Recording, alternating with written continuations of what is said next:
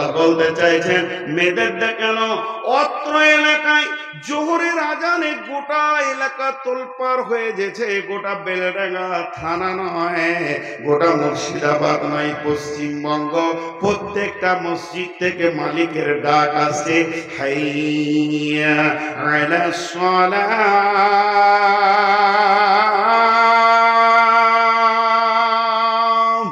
এই ডাক শোনার পর যতজন এসে মসজিদে উবুর হয়ে পড়ছে, মাবুদের ডাক শোনার পর, মালিকের ডাক শোনার পর গুনহার ময়দান থেকে রিটার্ন হয়ে এসে মসজিদে সাজদায় পড়ছে। এরাই হলো আল্লাহর কাছে মানুষ। আর যতজন মাবুদের ডাক শুনে ফিরে আসতে পারে না, এরাই হলো শুকর কুকুরের থেকেও খারাপ। এবার নিজে নিজে বুঝেলেন, কোষ্টি পাথরটা গায়ে মারেন, যে নিজেকে বলেন। আমি নিজেকে বলি, নূর মোহাম্মদ, তোর মাবুদ যখন তোকে ডাকে তুই যাস? হ্যাঁ যাই। তুই মানুষ। নূর মোহাম্মদ, তোর মাবুদ আজকে এসাই ডেকেছিল, গেছিলি?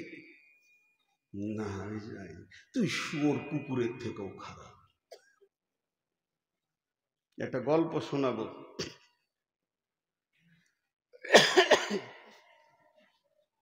কাশিটা যখন উঠছে ভাই, খুব কষ্ট পেয়েছি। 4-5 দিন জ্বরে পড়েছিলাম। বাংলাদেশে 6 দিন ছিলাম, তাও জ্বর। মনে কিছু লিয়েন না, ঘন ঘন পানি খেয়েছি, কাশছি। তো নিজের থেকে বুঝে নেব যে আমি মানুষ না আমি গরু না আমি পশু। জি, আজকে আমাদেরকে গাফলত কত নিচে নিয়ে চলে গেছে, আমরা পশুর থেকেও খারাপ। একটা গল্প শোনাই, রাগ করবেন না তো? ছোট্ট গল্প, গল্পটা একটু পরে শোনাবো, এখন নয়। একটা শুকরের গল্প শোনাবো। তো মনুষ্যত্ব থেকে পশুত্বে চলে গেছি, আগেই শুনিয়ে দিই। এটা হাদিস নয়, কোরআন নয়, তফসির নয়, কিছুই নয়, গল্প গল্প গল্প গল্প। বলবেন না যে নূর মোহাম্মদ বলেছে মানে বুখারীতে আছে, কিছু বলছেন নাকি? কোথা দিবে আলুর বস্তায় গলা? তোমার নজরটা কি বলছে? গলা আলুর বস্তা না, মানুষ আসে নাই আগে, থাকবে বাইরে। অত পিরিত করতে হবে না, আর নাহলে জায়গাটা বাড়াও।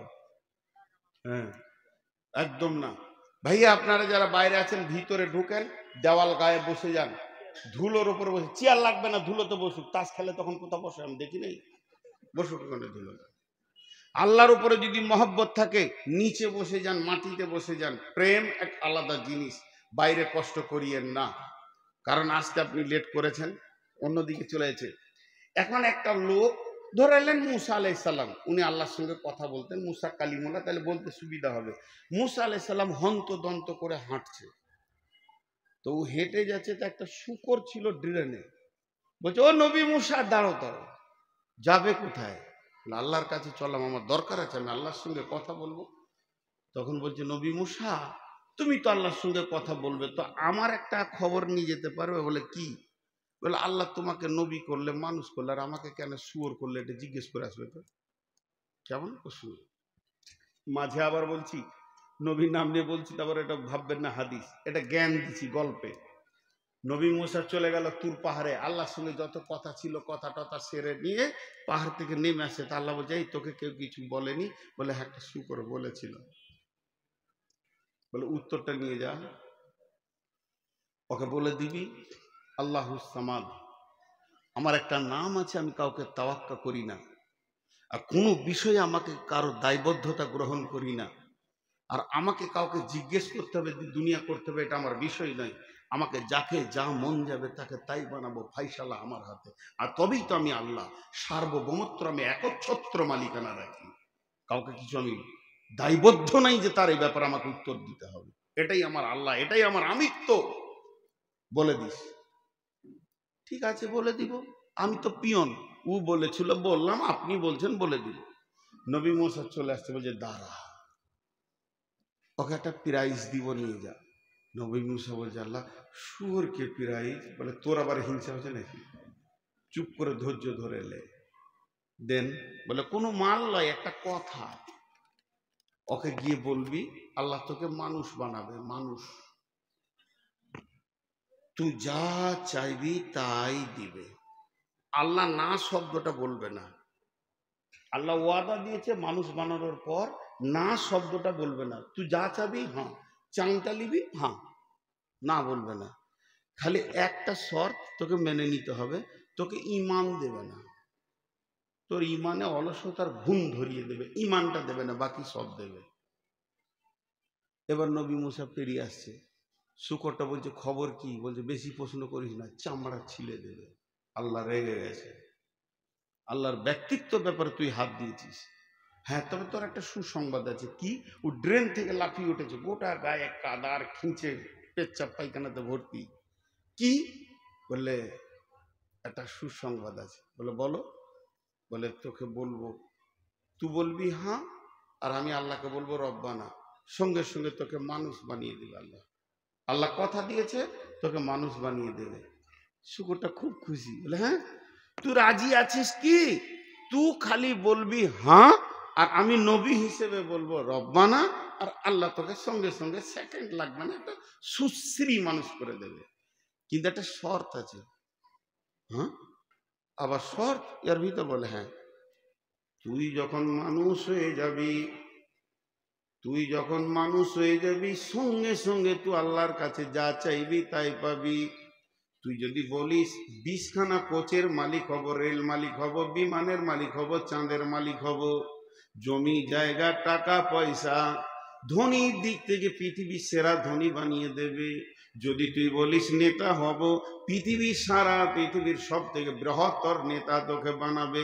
যা চাইবি তাই পাবি, যা চাইবি তাই পাবি, যা চাইবি তাই পাবি। ছেলে পাবি, বিবি পাবি, বউ পাবি, বিটি পাবি, সোনা দানাতে তোর ঘর বাড়ি ভরে দেবে রে। আল্লাহ ওয়াদা করেছেন, আল্লাহর ওয়াদা মিথ্যা নয়। তবে একটা কথা কান করে শুনেলে, তুই মাথা ঠুকেও যদি মরে যাস আর চোখের পানিতে যদি তুই নদী বইয়ে দিস, আল্লাহ তোকে ঈমান দিবে না। তোকে মানুষ বানাবে, কিন্তু বেঈমান মানুষ বানাবে। যে শক্তিটা থাকলে নামাজ হয়, যে শক্তিটা থাকলে রোজা হয়, যে শক্তিটা থাকলে হজ হয়, যে পাওয়ারটা থাকলে সুদ জুয়ো বাঁচা যায়, লুচ্চামি রান্ডিওই থেকে বাঁচা যায়, যে শক্তিটা থাকলে আপনার কিনা জুয়া থেকে বাঁচানো যায়, মদ থেকে নিজেকে বাঁচানো যায়, ওই শক্তি পাওয়ারটা তোকে দেবে না, বাকি সব দিয়ে দিবি। এবার শুকরটা কি বলছে কান করে শুনেন। 1 মিনিট হাত দুটোকে ভিখারির মতো আপনাদের কাছে চাইছি, অ্যাটেনশনটা বাড়ান। 1 মিনিট শুকরের কথাটা খালি শুনেন, একটা গল্প যদিও। শুকর বলছে, ও নবী মুসা, ও আল্লাহর ওলি, থাক থাক থাক, আমার জন্য দোয়া করতে হবে না। বেঈমান মানুষের থেকে আমি শুয়োর অনেক গুণে ভালো। যে লোকটা মানুষের মতো বডি পেল, চেহারা পেল, মানুষের সমাজে বাস করলো, বাড়ি ঘর বিবি ব্যবহার করলো, ছেলে পিলে জমি জায়গা করলো, কিন্তু আল্লাহর ঘরের দরজা পেল না, ওর থেকে আমি শুকর অনেক গুণে ভালো। সকাল বিকাল আমি আমার জবান দিয়ে আমার রবকে আমি ডাকি। অতএব সেটা শুকরের থেকে বেঈমান মানুষ লাখো গুণে খারাপ। এটা কে বানায়? গাফলত, অলস। সকলে জোরে বলে, এটা কে বানায়? জোরে বলে না, কে বানায়? অলস। অলস অতি খারাপ। একটা মজার গল্প আপনাদেরকে শোনালাম, একটা সত্য ঘটনা শোনাই। আমি ঢাকা যাত্রাবাড়ি থেকে জালসাই যাচ্ছি নারায়ণগঞ্জ, মোটামুটি 50-55 কিলোমিটার রাস্তা। তো একটা গাড়িকে রেডি করলাম যে ভাই আমাকে নিয়ে যাবে। তো বলে হ্যাঁ চলেন। আপনাকে দিয়েছি মহফিলে। ও আমাকে জানে না যে আমি ইন্ডিয়ান। তারপরে ওর গাড়িতে উঠলাম, গল্প করতে করতে করতে করতে পরিচয় হলো। কথা বলতে বলতে যেতে যেতে আমি আস্তে আস্তে ওকে ওর মন মেজাজটা ঠিক করলাম যে আমি একটা মহফিলের, আমি ওখানকার প্রধান বক্তা আছি, আমার বাড়ি ইন্ডিয়া। তখন তো আরো খুশি হলো, আরো বুঝাতে বোঝাতে বললাম রাতটা আমার সঙ্গে থেকে যাও, তোমার গাড়িতেই চলে আসবো, বায়ান শেষ হয়ে গেলে আমাকে এই মাদ্রাসায় নামিয়ে দেবে, আমি এখানে থাকি, ঢাকায় চলে আসবো। জি থাকবো, আমি কিছু পয়সা বাড়িয়ে দিলাম। রাত্রি 1:30টায় যখন এসে নামছি, ওকে এবার টাকা আমাকে দিতে হবে, যে ভাড়াটা হয়েছে। আমি পকেট থেকে টাকা বার করে দিচ্ছি, আর ওকে জিজ্ঞেস করছি, শোনা তুমি নামাজ পড়ো? তো প্রথম ভাষা বলছে, হুজুর আপনি বুঝবেন না। তার মানে ও কেন নামাজ পড়ে না এটা আমার বুঝার ক্ষমতা নেই আর কি। তো তখন ওকে আমি বলছি, আচ্ছা আমি যদি অবুঝি হয় তা তুমি খানিকটা বুঝাও। তো বলছে, আমি সাইদাবাদে থাকি, সকালবেলায় উঠি, গাড়িটাই আমার কোনো মালিকের নয়, আমার নিজের, এটাই আমার রুজি রুটি। 2টা ছেলে স্কুলে পড়াশোনা করে, তাদেরকে ভর্তি করেছি, একটা বাচ্চা আছে কোলে, স্বামী স্ত্রী, খাওয়া দাওয়া এই গাড়ির ওপরে। গোটা ঢাকা ধরতে ধরতে ধরতে ধরতে বিভিন্ন ঢাকার জায়গার নাম করলো, এই ঢাকা ড্যামড়া, এই ধামড়াই, অমুক তসুক, ঘুরতে ঘুরতে রাত হয়ে যায়। বলে দিলে আমাকে। ওর যখন বলা শেষ হলো তখন এবার আমি শুরু করলাম, বললাম তোমার শেষ হয়েছে? বলে হ্যাঁ। আমি বললাম, শোনো, কেয়ামতের দিন তুমি কি ভাবছো এটা কেয়ামত? এটা তো ঢাকা, আর আমি আল্লাহ নই, আমাকে বলতে হবে। তাই বললাম, তোমার জান্নাত জাহান্নামের মালিক আমি নই, জান্নাত জাহান্নামের মালিক আল্লাহ। তা বলো, আল্লাহ তোমাকে কিয়ামতের মাঠে বলবে যে তুমি নামাজ পড়নি কেন? তখন তুমি আল্লাহকে প্রথমেই বলবে যে আল্লাহ আপনি বুঝবেন না। বলছে, তা তো বলা যাবে না। আমি তো, ফাইসালা তো ওর হাতে, জান্নাতটা তো তার হাতে, তুমি আমাকে বুঝিয়ে দিয়ে আশ্বস্ত হচ্ছ কেন? তোমাকে ভাবতে হবে, আল্লাহকে বুঝাতে হবে। ঢাকাকে বলা হয় পৃথিবীর মধ্যে মসজিদের শহর। ঢাকার আরেকটা নাম হচ্ছে মসজিদের শহর। মক্কাতে এত সাউন্ড হয় না, ফজরের সময় যখন আজান হয়, তারপরেও যদি কারো ঢাকাতে ঘুম হয়, জানতে হবে এর মতো অলস কেউ নাই। মনে হবে তোলপাড়। 45 মিনিট আজান হয়, ছাদে দাঁড়িয়ে শুনেছি, 1 মিনিট নয়। প্রথমে আইলা হাদিসরা শেষ করে, শুরু করে, আর বেরেলিরা শেষ করে, টানা 45 মিনিট আজান হয়। তো সেই ঢাকায় বন্ধুরা আমার, অটোমেটিক ওর মুখ থেকে বের হয়ে গেল, হুজুর এত মসজিদ থাকতেও আমি নামাজ পড়ি না, কোনো প্যাসেঞ্জার তো আমাকে বলে না যে নামাজ পড়ো না। তার মানে আমার অলসতা ছাড়া কিছুই নয়।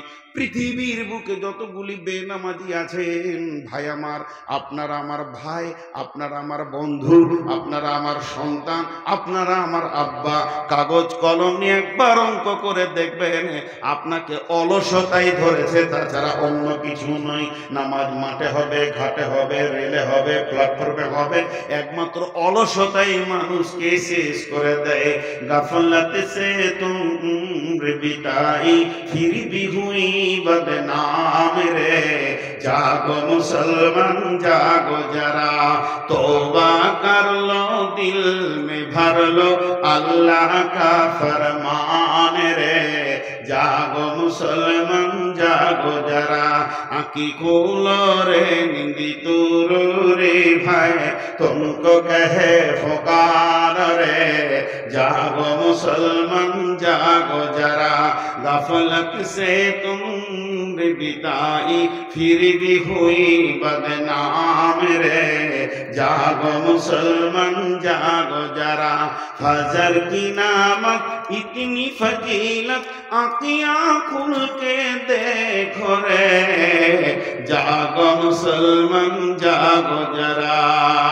श्रीगाल डाके हो अरे हो, कोकिल डाके कोहरे कोहो, अपने भाषाয় সবাই ডাকে, মুসলিম রে তুই ডাকলি না, বিপদ ঘরে ঘুমিয়ে রইলি, ঘুম কি রেহে তোর ভাঙবে না, মিছে স্বপ্নের মায়ায় পড়ে নামাজ রোজা দিলি ছেড়ে, মিছে স্বপ্নের মায়ায় পড়ে নামাজ রোজা দিলি ছেড়ে, ত্যাগ করে দে মিছে স্বপ্ন, একবার জেগে দেখো না। প্রভুর ডাকে সবাই জাগে, প্রভুর ডাকে সবাই জাগে, মুসলিম রে তুই জাগলি না। বিভোর ঘরে ঘুমিয়ে রইলে ঘুম কি রে তোর ভাঙবে না।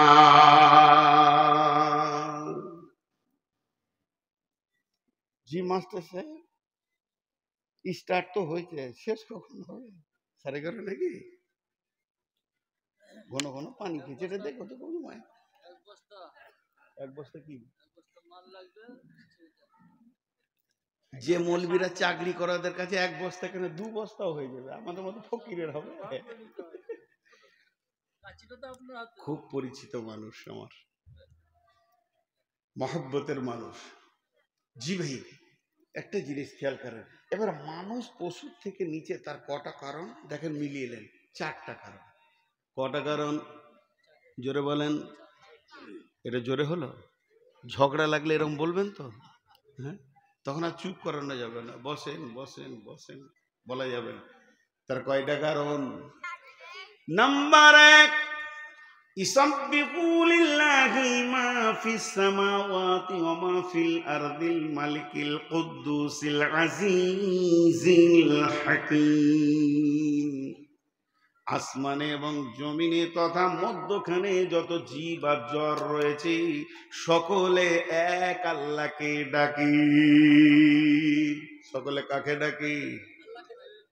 শুধু আল্লাহ বলবেন না, এক আল্লাহ। সকলে কাকে ডাকে? এক আল্লাহকে ডাকে। কিন্তু বন্ধুরে, গাছের পূজা, মূর্তি পূজা, পাথরে পূজা, দেবদেবীর পূজা, মাজার পূজা, দরগা পূজা, পীর পূজা একমাত্র মানুষ করে।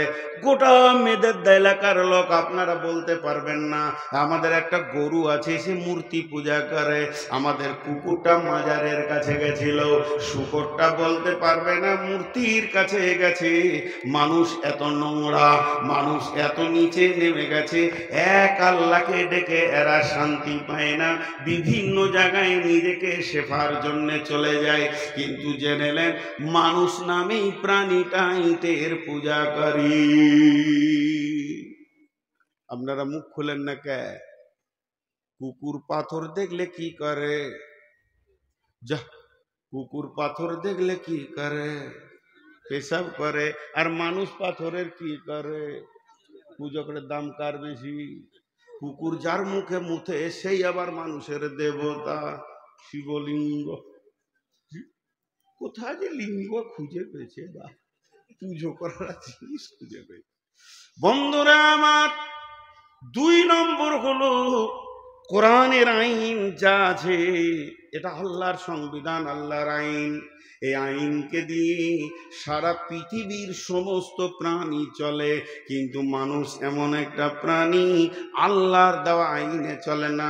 ই বলে আমি গান্ধীবাদ, ই বলে আমি মার্ক্সবাদ, ই বলে আমি অমুকবাদ, ই বলে গীতাঞ্জলি নিয়ে চলবো, দাস ক্যাপিটালকে নিয়ে চলবো। তৌহিদবাদের প্রেরণে কাউকে পাওয়া যায় না। পৃথিবীর সমস্ত প্রাণী আল্লাহর দেওয়া আইনের ওপরে চলে। কোনো রাজনীতিতে এরা মাথা ভরে না।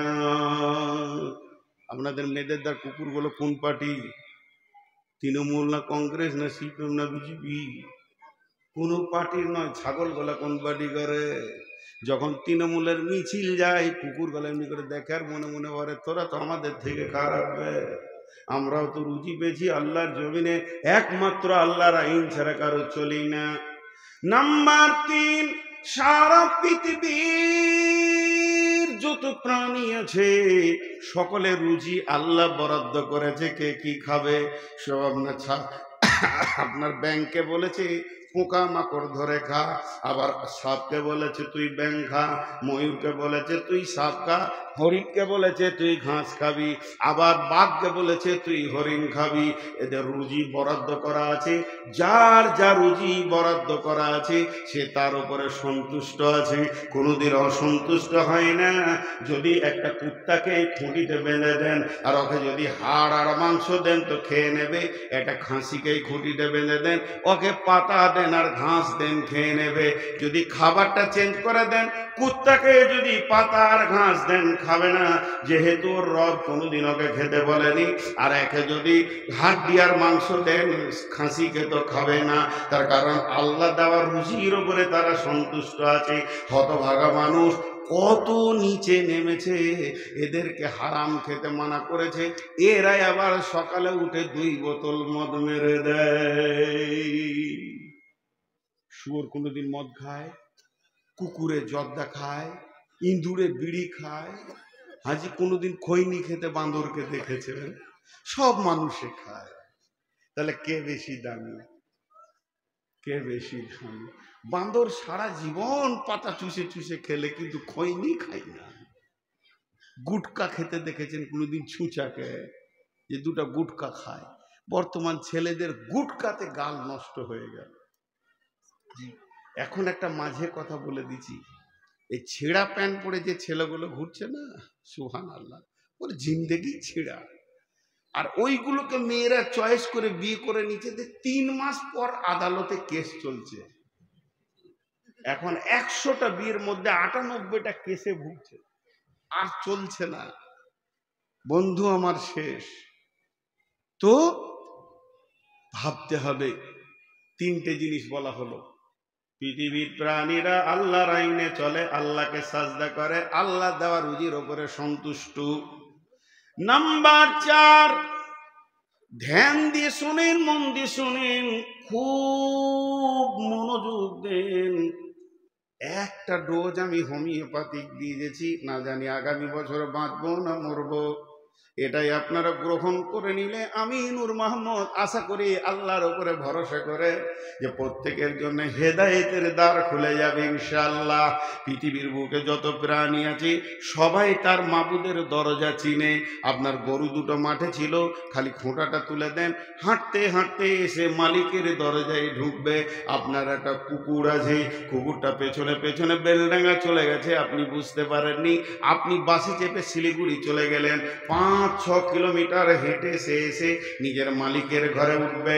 আপনার একটা বিড়াল আছে, বিড়ালটা ইঁদুর ধরার জন্য নদীর ধারে ঘুরছিল, সন্ধ্যা হলে মালিকের বাড়ি ভোরবেলাতে পৌঁছে যাবে। হাঁস মুরগিও মালিকের দরজা চিনে। এমন কি যারা শূকরের চাষ করে, এমন নোংরা প্রাণী পায়খানা আর খিঁচ ছাড়া থাকে না, সেই প্রাণীগুলো সন্ধ্যা হলে মালিকের দরজায় চলে আসবে।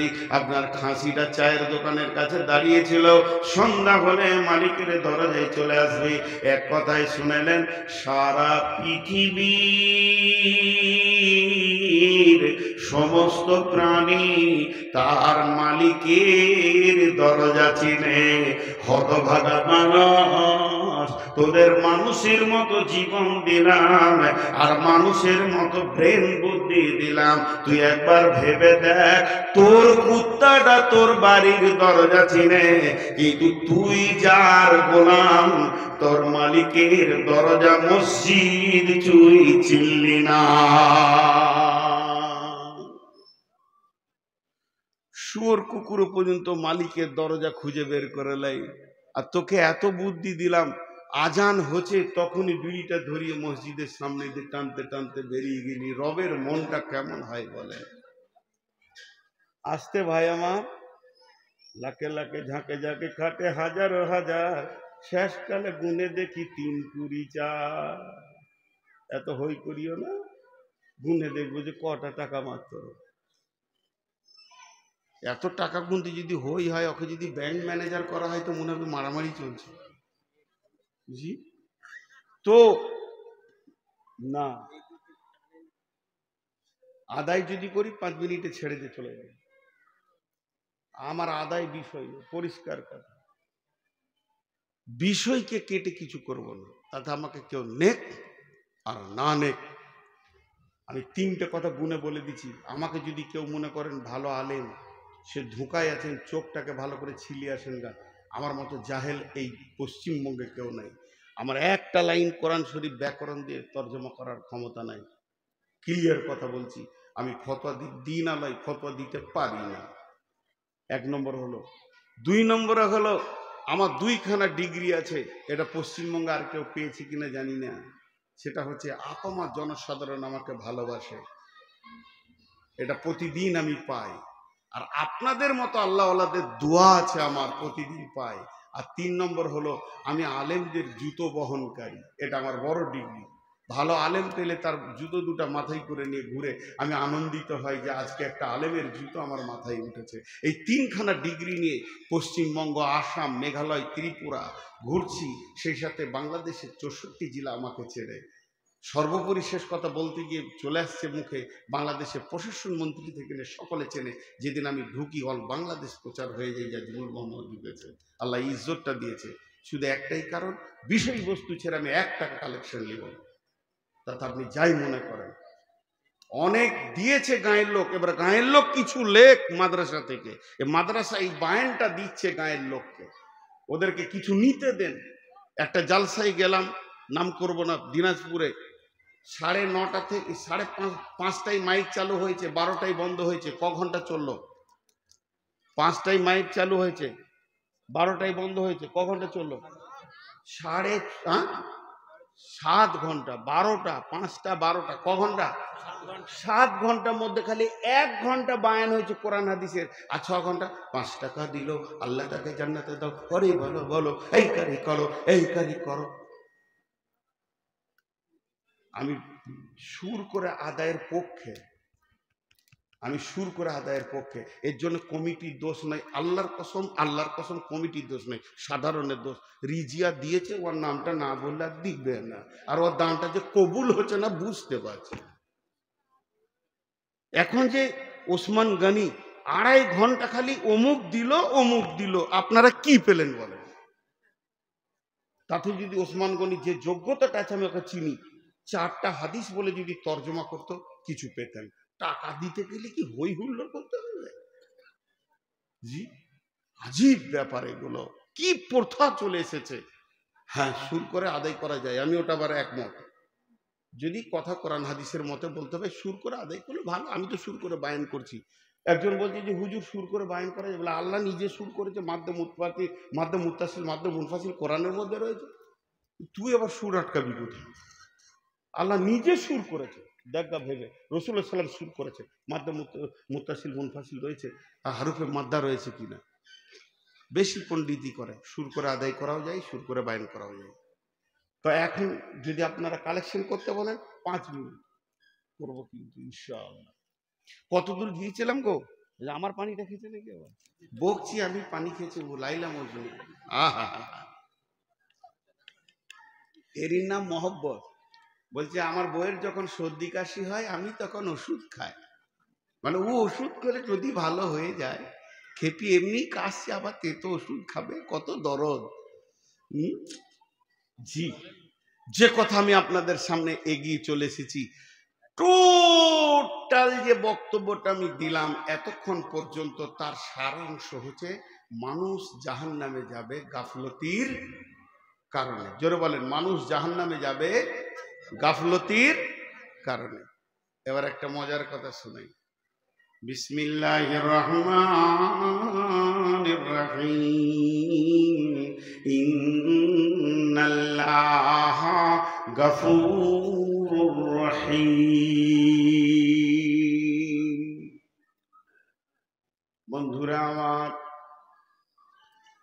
একজন মুতারজিম, বিখ্যাত মুফাসসির তাফসীর করে বলছেন, সারা পৃথিবীর যত মানুষ এসেছিলেন আর যারা রয়েছে, এরপরে যারা আসবে, কিয়ামতের মাঠে যতজন জান্নাতে যাবে তাদের কথা বাদ দেন, কিন্তু যারা জাহান্নামে যাবে এরা গুনাহ করেছে, এর জন্য জাহান্নাম যাবে না।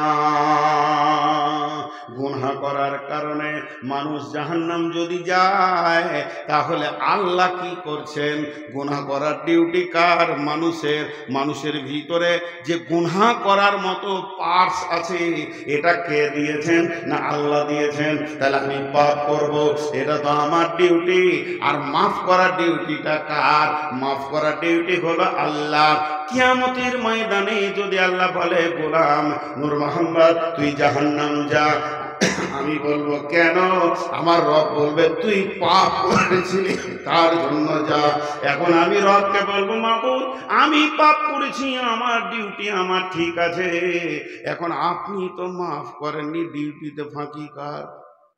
লে ভেজা, ডিউটিতে ফাঁকি কার? শুনে আপনাদেরকে উল্টা মনে হবে, এ তো দারুণ কথা বলছে। মাফ তো করার ডিউটি হলো আল্লাহর, তাহলে আল্লাহ মাফ করেনি, তাহলে ডিউটিতে ফাঁকি পাওয়া গেছে আল্লাহকে। নাউজুবিল্লাহ সুম্মা নাউজুবিল্লাহ। অতএব আমার রব কাউকে বলবে না যে গুনহার কারণে তুমি জাহান্নাম যেছো।